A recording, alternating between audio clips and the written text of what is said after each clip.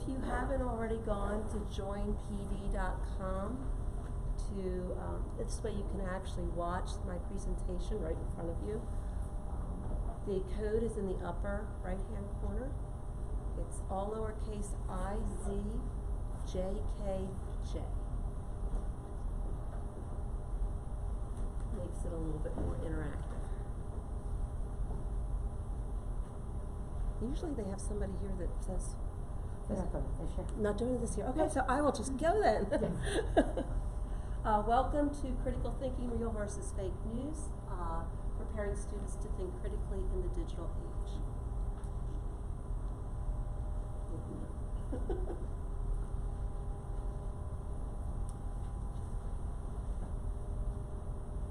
My name is Christine Roberts. I'm with the Westchester Area School District in Westchester, Pennsylvania. My Twitter handle is @ReaderRoberts, and my email address, if you need it, is croberts@wcasd.net. My presentation has been placed in the area where the presenters place their presentations. This will be accessible to you. All you have to do is copy it, and it will go into your drive. There are a lot of librarians in the audience. A couple, okay. This is the quote after all my reading and research that stood with me the most. It's, we need to teach students that as participants in the process of information transmission, they have a civic obligation to critically consume the information they encounter and think before they like. That quote comes from this book, which is News Literacy. It's an excellent book, especially at the secondary level. It has a lot of lesson ideas. It will be added to it's in my resources at the end of my presentation. It's $41 on Amazon, but a really great book.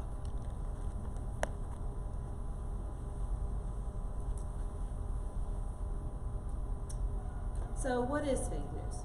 Straight news is intended to inform, not persuade, but fake news tries to cast doubt on legitimate news.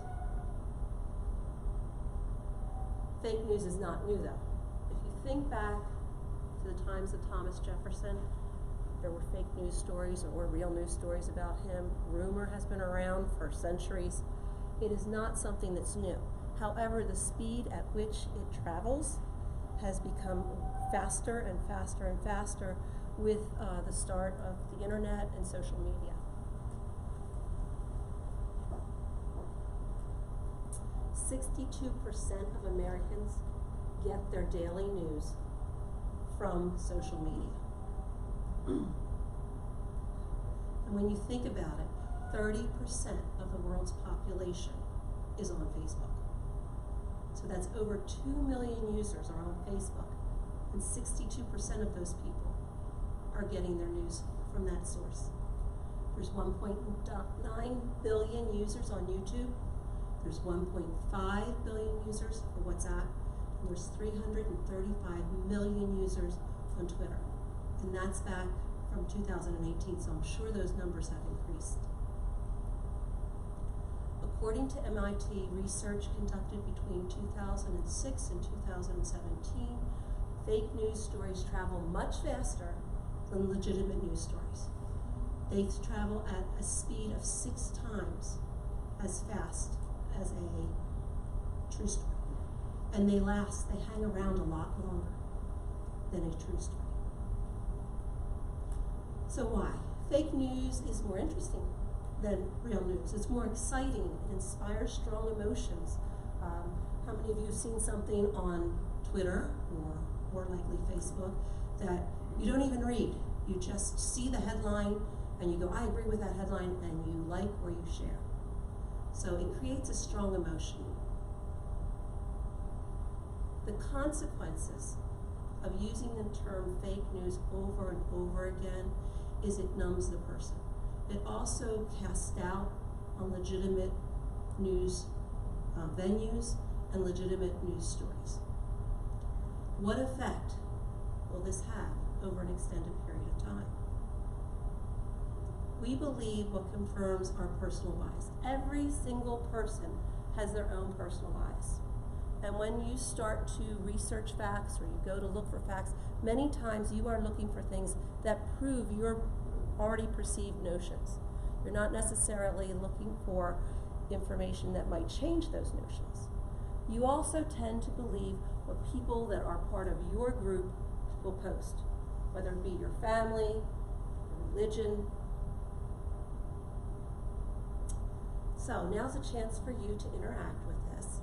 If you go down to the bottom, you will see a part where you can add text at the very bottom of this and share your ideas of the effects that fake news will have over time.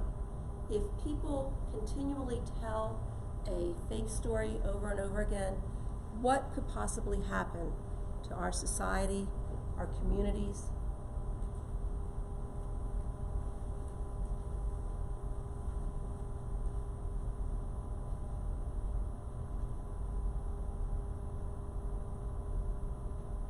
One of the things is that it weakens the legitimate news stories because people no longer believe at face value what they are seeing. When I was a kid, if you saw it in the newspaper, it had to be true. Nowadays, if you read it on the internet, and trying to convince our students that if you read it on the internet, well, it has to be true. I found it on the internet. And that's not always the case.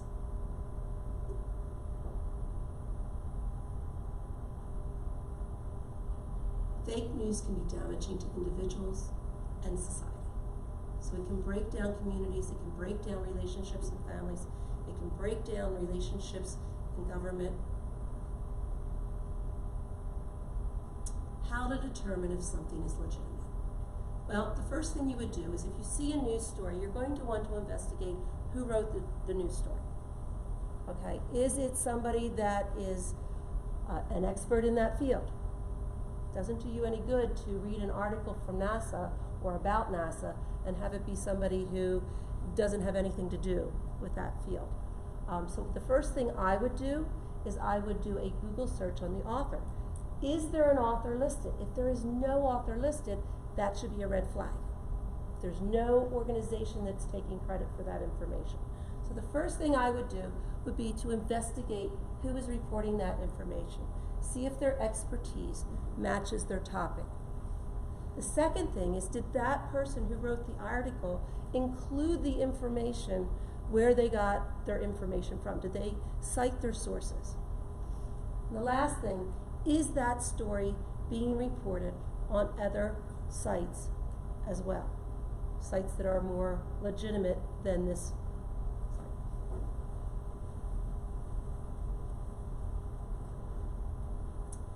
How can you help? And this is very important. Read the article before you like and share it. I myself am personally guilty of this. I have tried very hard to get much better at it, but often what we do is we see a story and we amplify its effect by retweeting, by liking it, or by resharing it. Research your source. Wait a bit before reposting to avoid spreading a rumor or fake information. If you make a mistake, correct the mistake. Say, oh my goodness, this wasn't what I thought it was. This is not true. Fight misinformation with facts. If you know that somebody has posted a story that's not true, and this often happens in my own family, I will put out, did you read the About Us section? Did you check out to see who is sharing this information? Did you then go and check their facts? Because there is so much misinformation out there that you sometimes have to dig several layers down. Speak up if you see something that's being spread that's not true. Fight misinformation with facts. So I have two essential questions as we begin. Why is digital literacy so important in the 21st century? And how can we ensure that our students will be able to determine fact from fiction, real from fake? So I broke this presentation into 4 sections. The first one's going to be on website content. So anybody can publish a website, especially now with Google Sites. Go on there, within 10 minutes you can have a beautiful looking website, and you can put information out on the internet. What are some clues that the information that you are looking at is reliable or unreliable? A short clip for you, but one of the things that I teach my 4th and 5th graders is to use TRAP. TRAP stands for timeliness, relevancy, accuracy, author, and purpose. The full clip is 11 minutes long, and I use the whole clip when I teach. But for our purposes, I've shortened the clip to about 30 seconds. Something like that. So let me see if I can get this to work.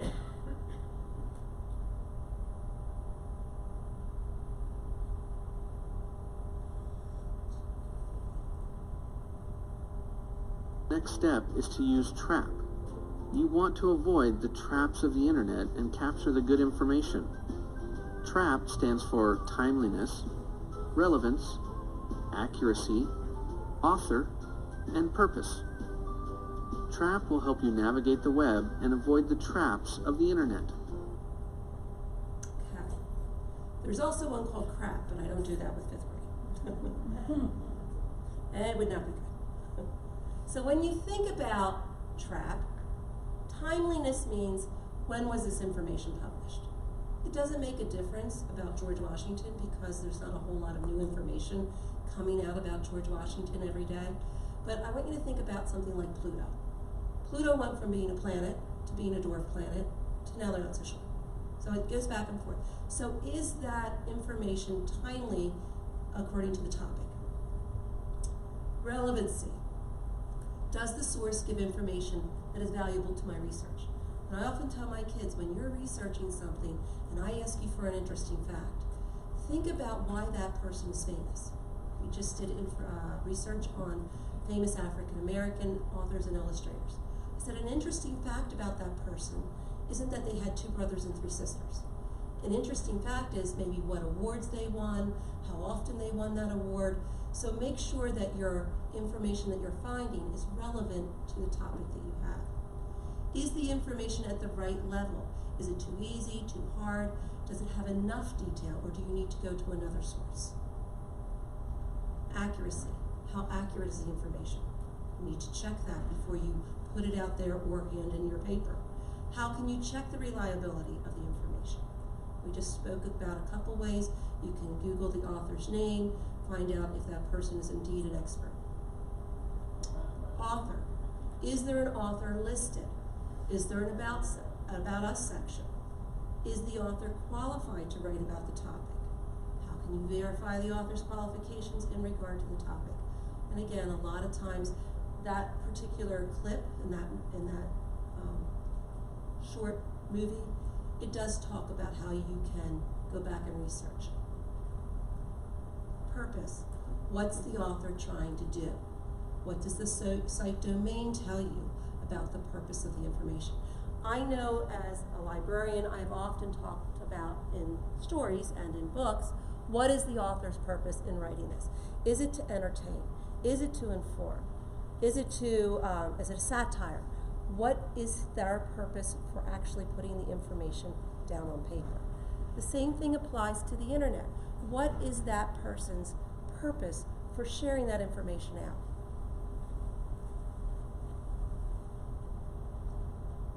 Okay, here's another time to be interactive. What can a domain of a website indicate about the author's purpose? Obviously, a .com is commercial, and generally there might be some ads and they're trying to sell you something. .net is a network, it's a group of people. .gov is the government. .edu, education, and .org, and this is where I tell the kids bias may come into it. Because if they're on a .org, they are part of an organization that is trying to promote something.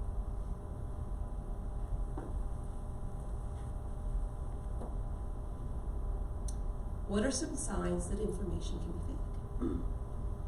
So, characteristics of real information and characteristics of fake information. This is where I would ask my students, how do you know when you look at something that it looks legitimate? Are there a lot of ads on the page? All right, that's an indication that somewhere somebody's making money trying to sell me something. Is there distractions? Are there clickable items that are trying to draw me in?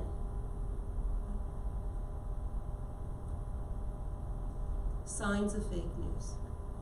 Again, sites promoting bogus products or get-rich-quick schemes.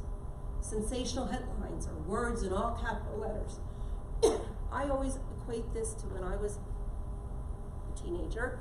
You'd go into the supermarket, you'd be in line waiting, and there'd be the star. And there would be headlines and pictures of people, and that would drag somebody in to pick that star magazine up and read about it. The same thing is true of a website. They're often trying to grab your attention, pull you in, get the information that they want out there, whether it's true or not.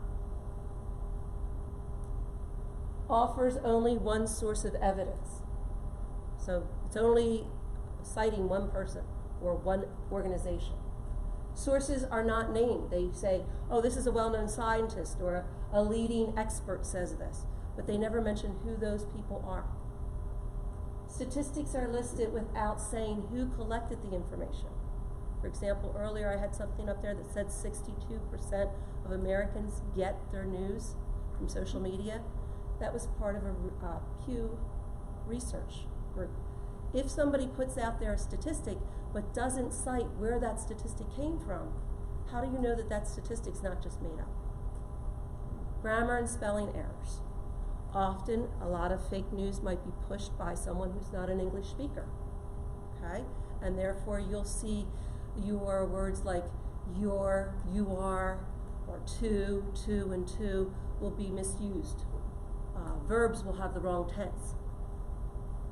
Fake URLs, this is my favorite.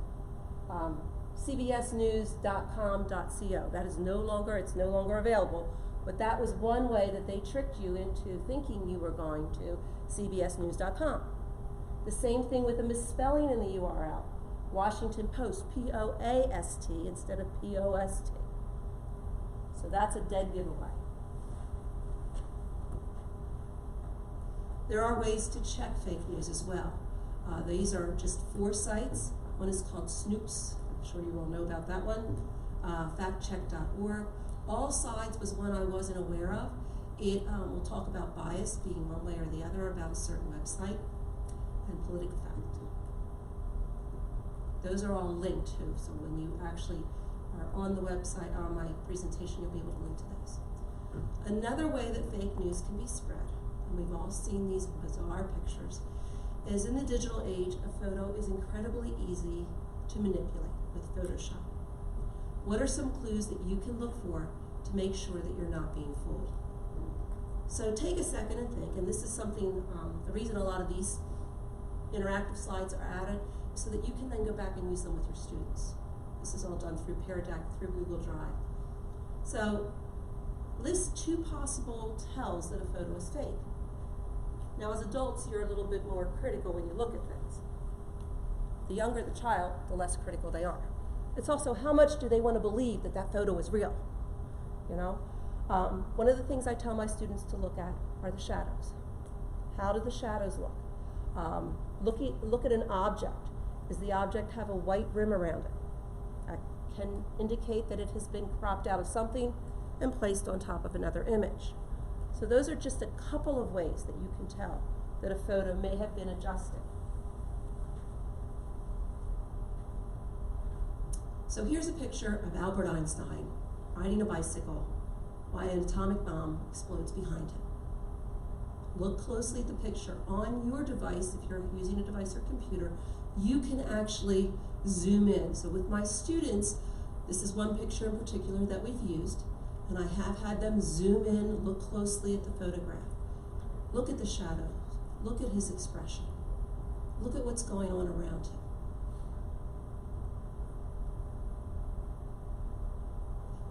Is this picture real or fake?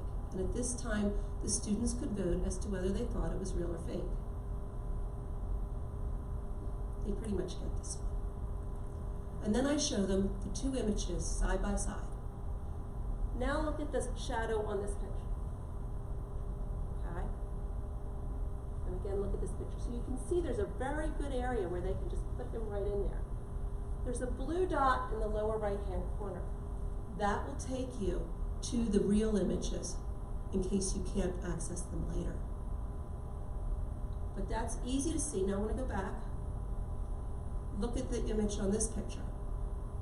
It's on the opposite side. And if you look closely, it looks like his shadow is riding in one direction while he is riding in the other direction. Here's the next one.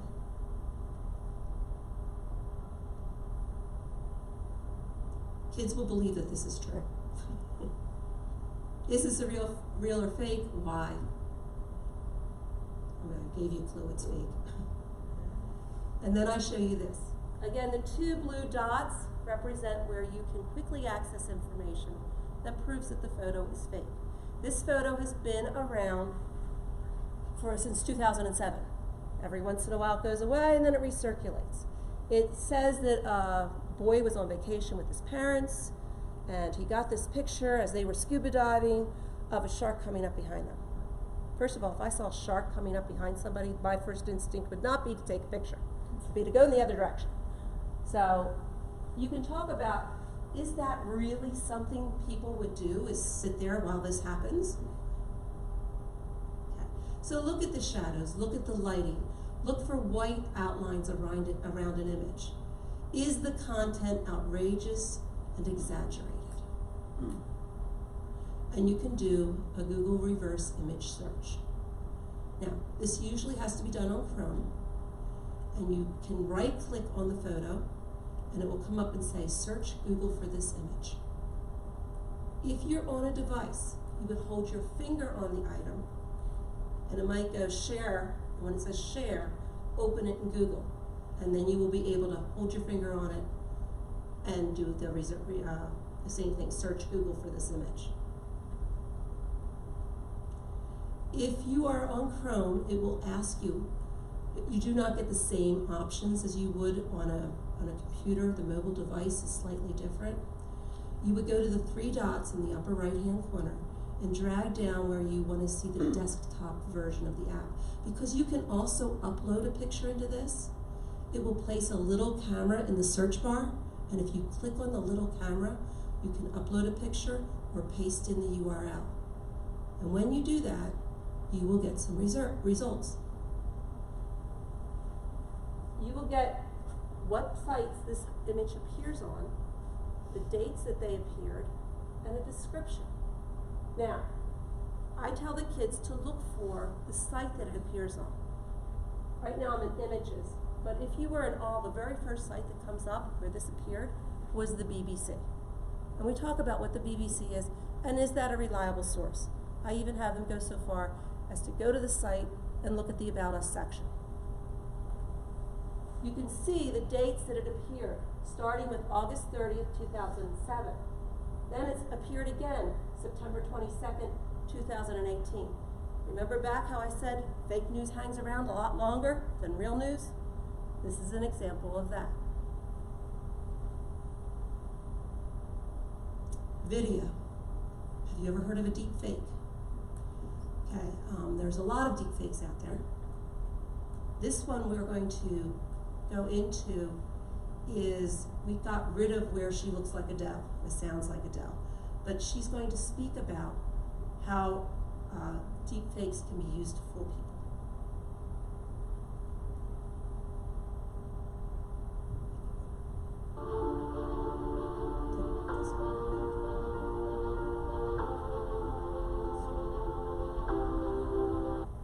Hello.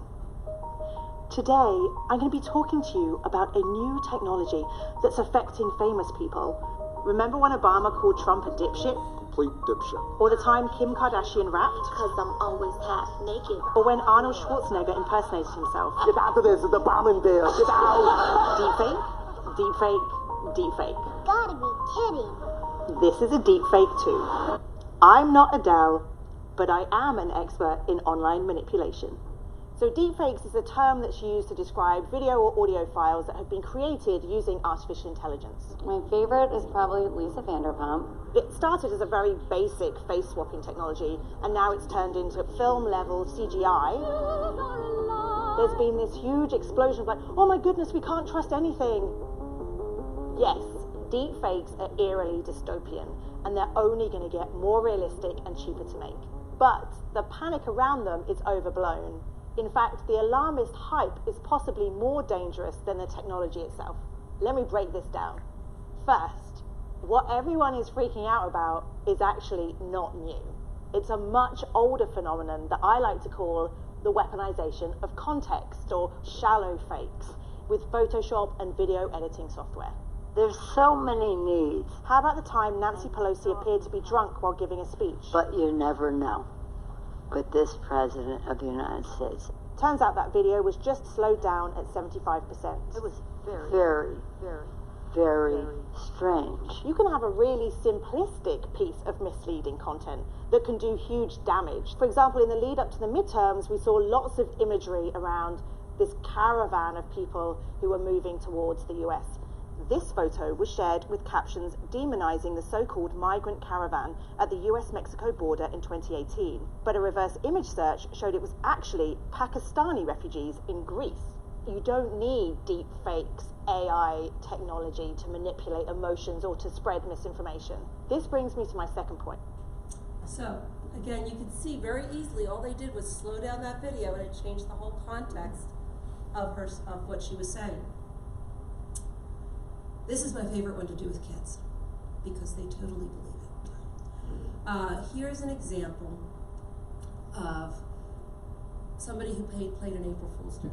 So you can totally do this on April Fool's and the kids will believe it. This man has a DIY channel, and here's his DIY video on how to do a banana kiwi plant.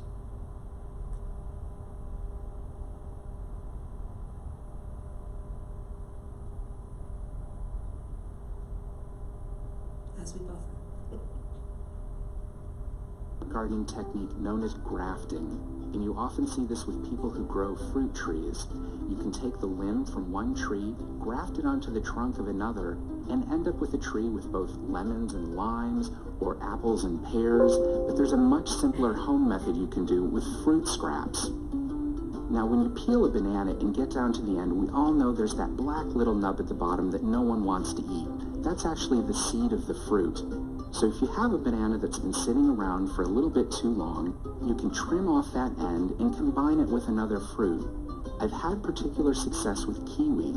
If you trim off the end of a kiwi, you see it's got that beautiful green flesh with the seeds all throughout it. If you take that piece of banana and the piece of kiwi, put them flesh sides together, you can then put it in a pot of soil, cover it by about an inch, and water it. It takes about a week for the healing process to occur, but then they begin to grow as one fruit.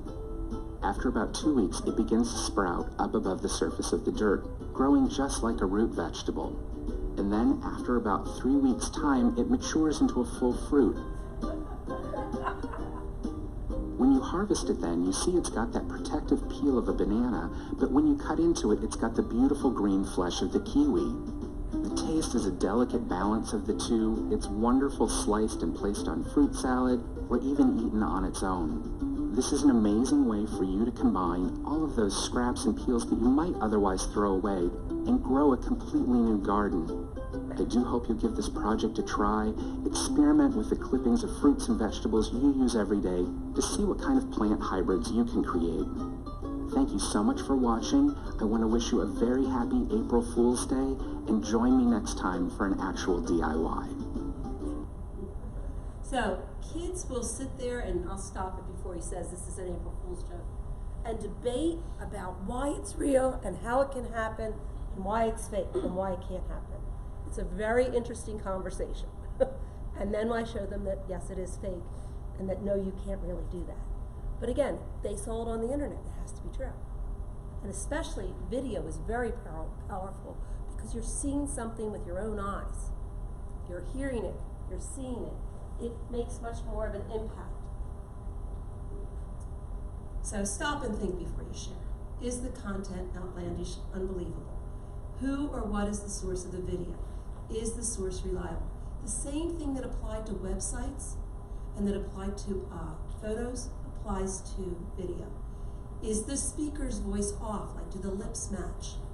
Does the video have a high, clear resolution? is it blurred.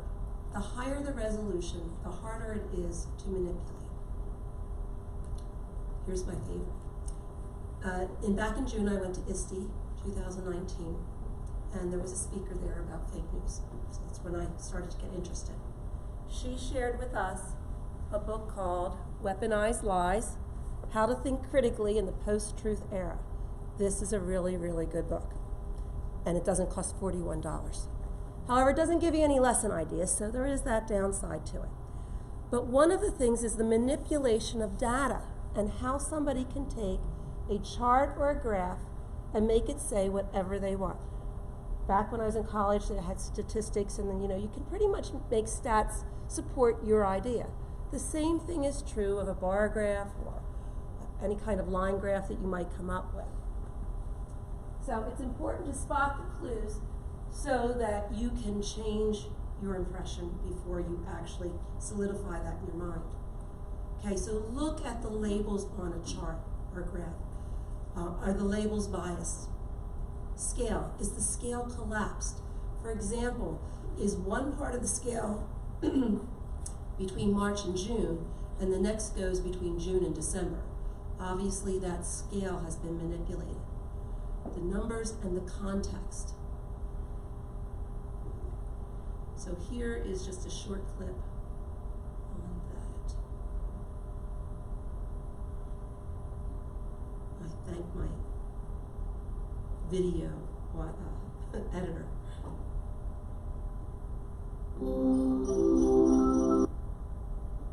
In this 1992 ad, Chevy claimed to make the most reliable trucks in America using this graph. Not only does it show that 98% of all Chevy trucks sold in the last 10 years are still on the road, but it looks like they're twice as dependable as Toyota trucks. That is, until you take a closer look at the numbers on the left and see that the figure for Toyota is about 96.5%. The scale only goes between 95 and 100%. If it went from 0 to 100, it would look like this. This is one of the most common ways graphs misrepresent data, by distorting the scale.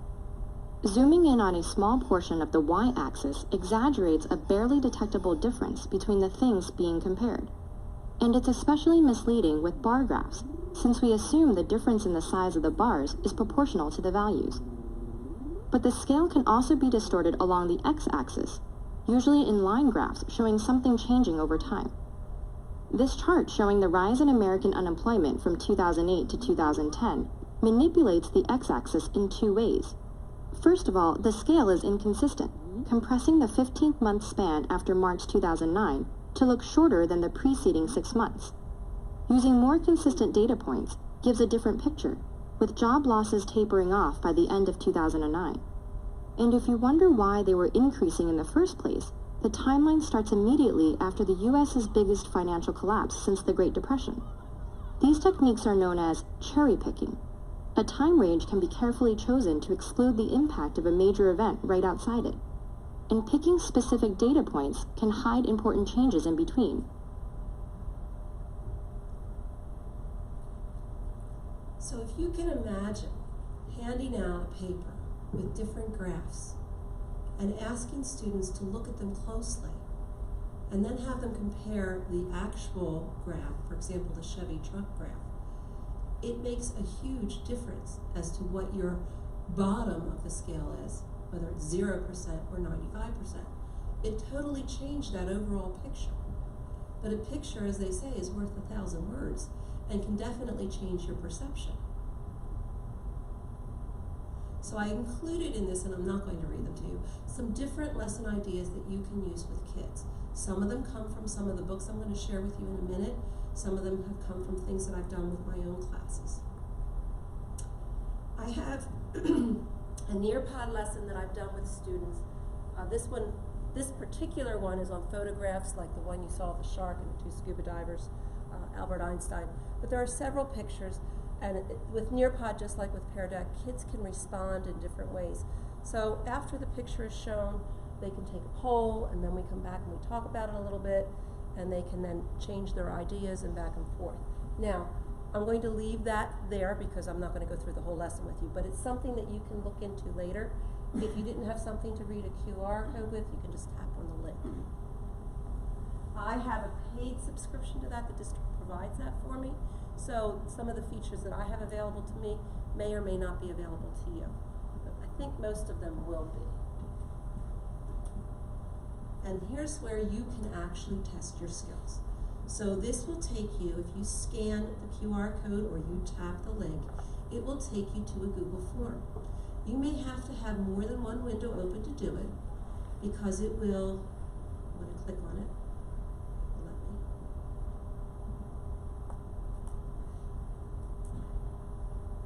For example, the first one is a website. So you may actually have to go to the website. I think if you click on, I think I made a link.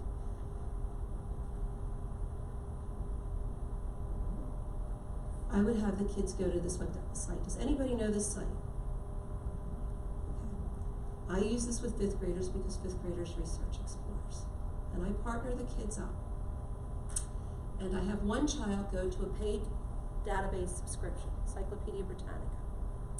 And I have the other partner, they're allowed to use Google for the first time in 5th grade. So they're all excited. Generally, this is the first site that comes up on Google if you type in explorers. This site is totally fake. I love it because the week before I teach them about Trapped, we go through actually clicking on the About section, and they still are writing down information. I time to see how long before somebody uses the word bogus, fake, or whatever. I've had classes take 13 minutes. And they'll come up to me and they'll say, Mrs. Roberts, it's really strange. He found out this information on this website, and I'm finding out something totally different on this one. I love particularly when you look up Christopher Columbus on here, that when he gets lost, he uses his cell phone to call home, which there you know, and even then it doesn't even dawn on them. What finally clicks it in, and Christopher Columbus is the most obvious one, is that they read till the end and they find out that he died before he was even born. And that's when the bells and whistles blow for them. But it takes a long time. They're writing down feverishly all this information they're finding, and when they get to the end and I say, somebody comes up and says, Mrs. Roberts, this is fake, I'll say, everybody stop. And they all come over and we sit down and we talk about, well, what did you find out? And what did your partner find out? And why do you think there's two different bodies of information? And then I'll say, which one do you think you should believe? The one that I actually pay money for you to use, or the one that you just found with a Google search? After I do that lesson, every time they come in to do research, are you faking us? Are you faking us? Are you faking us? Over and over and over again. They're so concerned that they're going to get faked again. Because I have them throw away all that stuff they wrote down, because it's bogus. So that's one, and obviously I would say, no, that is not real. And I can go to the next. This is something that you can do with your own students. This form is available to you. In fact, I'll put it in the thing so that you can copy it and put it in your own drive. So then I ask them, what's the evidence that shows you that it's fake? Well, obviously the information presented is very outlandish. Secondly, you should have gone to the About section, and there you find out that the man who runs the website is a custodian and lives at the beachside resort in Utah. And we talk about the fact that there really isn't any beach there. I'll just type something in there. The next thing is a photograph. When you look at that photograph, obviously you're going to think, oh my gosh, a cow wearing a VR headset. This is actually a real photograph. And when they do this reverse, they'll go through and do a reverse image search, comes up with a source. There's several different sources, but again, one of them is the BBC. And to keep cows, I guess, being productive during the long winter months, they put on a headset, and it does have, sunshine and green meadows, and they produce more milk, evidently. So I would say, I know that this one is real, so I'm going to click on real, just so we can go to the next. So I'm again asking them for the evidence. What is your evidence after they've had some time to search it? And here's a movie that I show them, and I'm going to just click on it so that you can actually see the movie. And the kids are, it's pretty tiny, but it comes up, it is about a cobra, and men are trying to get a cobra into its cage. That's it, come on out. That's today we're bringing our male king cobra out of quarantine, bringing it to come on. King cobra out of quarantine. Is that the very first thing is they see the Animal Planet logo. So that should be a clue that this might be legitimate. That would be my first clue, all right? Then they put the scientists' names, the men's names, up on the top. And again, do a Google search on these men and you find out that they are legitimate. This is actually a real video. But seeing that cobra go around, you should see some people get real squeamish real fast. So I'm gonna say, this is real. Okay.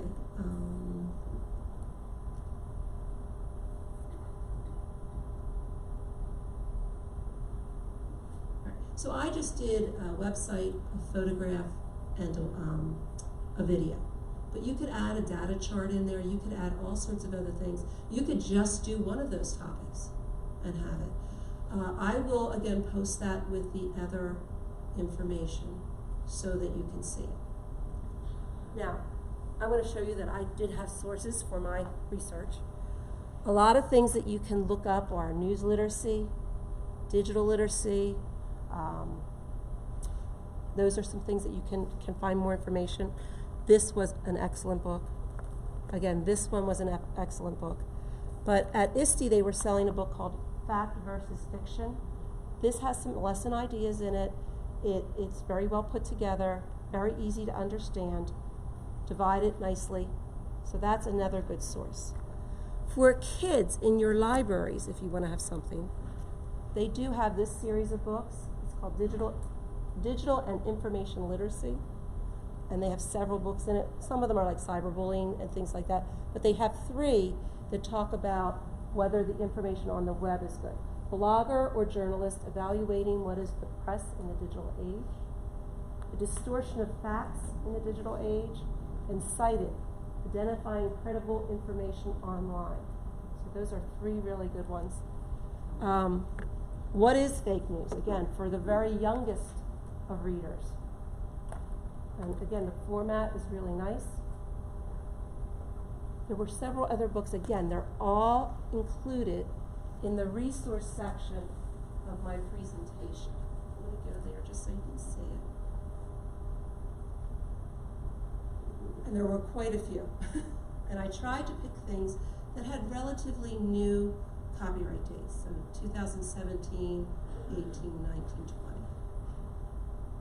Some people that you can follow on Twitter. The first one is the lady who wrote the news literacy book, the red book that I showed you. Languages, she is also very good, presenter in digital literacy. F. Baker has a book out. Dr. K. Madison, June, I can't remember her name, it's Smith.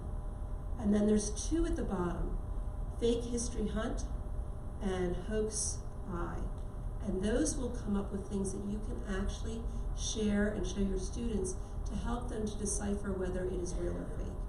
They will debunk a lot of things that they see and back it up with facts so that you can then prove to your students that the information there is not necessarily legitimate. Now, does anybody have any questions? Oh, it's quite good. Yes, sir. Do you ever receive any pushback from parents when you introduce this material, particularly since some of the parents probably aren't armed with some of the skills you're trying to teach their children? My husband, when I told him what I was going to do, and I made him sit through me actually going through it, is really, this should be for adults. I said, well, the audience that I have will be adults, but and the kids are a lot more savvy than their parents are many times. But again, it's something that they see it with their eyes and they hear it, they believe it's true. I have not had pushback. In fact, I've only had positive things said. Obviously, I don't use the one of Obama saying somebody's a bitch. That had been cut and then it came out a little bit differently, but it's okay. I also always, if I do a reverse image search on an image, always check that before you actually do it with kids. Because there is one with National Geographic of men running away from a bear, the camera crew and all of that. One day, no obscenity included in the headline. The second day, big letters, the F word. right across the screen. Like, okay, no, we're not doing this right now. So it does, because the internet changes and updates and is based off of certain things, I would check and choose something that is good for kids. But I've done this as low down as 3rd grade. And I have a lot of parent volunteers in my room, and they actually come over and sit down and listen. Because they don't know at all. Whereas these kids are digital natives, their parents aren't. This is all new to them. But that's a very good question. Anybody else? I think. I'm curious, a lot of companies now are investing in marketers that do search engine optimization and try to get their company logs up. Have you ever come across a student researching and they find what is a company that's really, pushing sort of their product in a way, and then they have all the sources, they're doing all the things that are right. Yes. And I'm lucky in that I'm elementary and I truly do not, they can use Google Junior, but my kids until they're about mid-5th grade, and we talked about what Google is, how the algorithm can change results. For example, that All About Explorer site generally comes up 1 or 2, but after somebody's been using it, you can tell when people have been doing lessons, because it goes up in the listings. So my kids generally use subscription databases, and we talk about why, but that's at the elementary level. And they're going home and they're Googling it anyway, because it's so much faster. Or, again, the big one with librarians is Wikipedia. Wiki is something that you can change, and that's often the first one that comes up, and things like that. I tell the kids Wikipedia can be good for a jumping off point. But anybody within reason now, it used to be anybody could go in and change that information, and they would take maybe a day or 2 to fix it. Now it's pretty much fixed within minutes almost. But you have to, like you said, with the advertisement portion, it's really hard. Because there's also a lot of clickbait too, a lot of times on the right-hand side. Or actually in the middle of the article is a new one I found. Where you read a paragraph or 2, clickbait, paragraph or 2, clickbait. And teaching a child to discern that information is really tricky. So I want them generally to start at a known source first, because then they can have that background information. That's the thing with the All About Explorers. A lot of them don't have a lot of background information. Christopher Columbus, yes, but a lot of the other people on that list, they don't have that background information to be able to compare and contrast. That's why one is on a legit site and one isn't.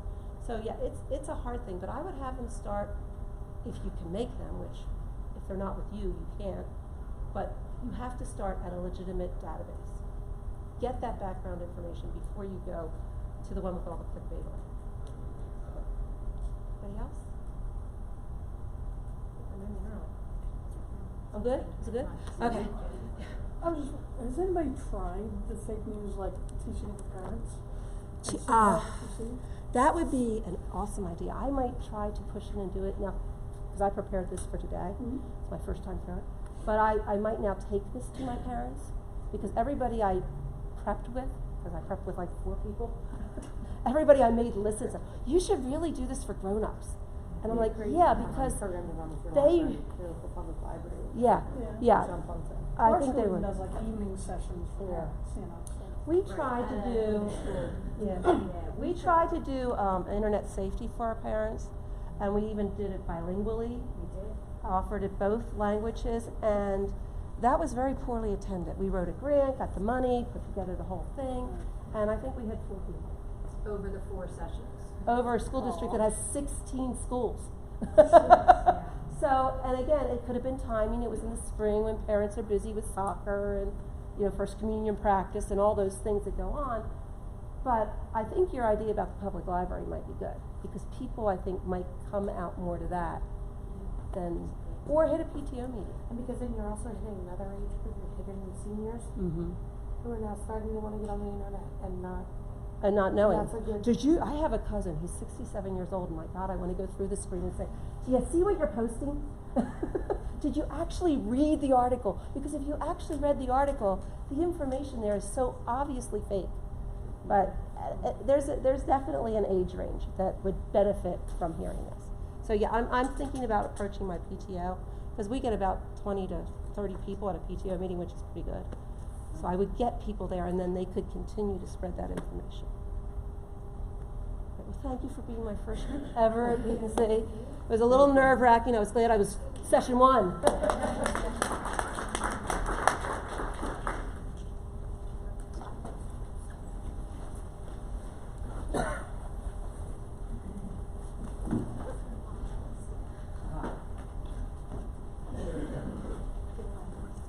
relax and enjoy myself. I work at a public library. Uh-huh. They would love to have you. Mhm.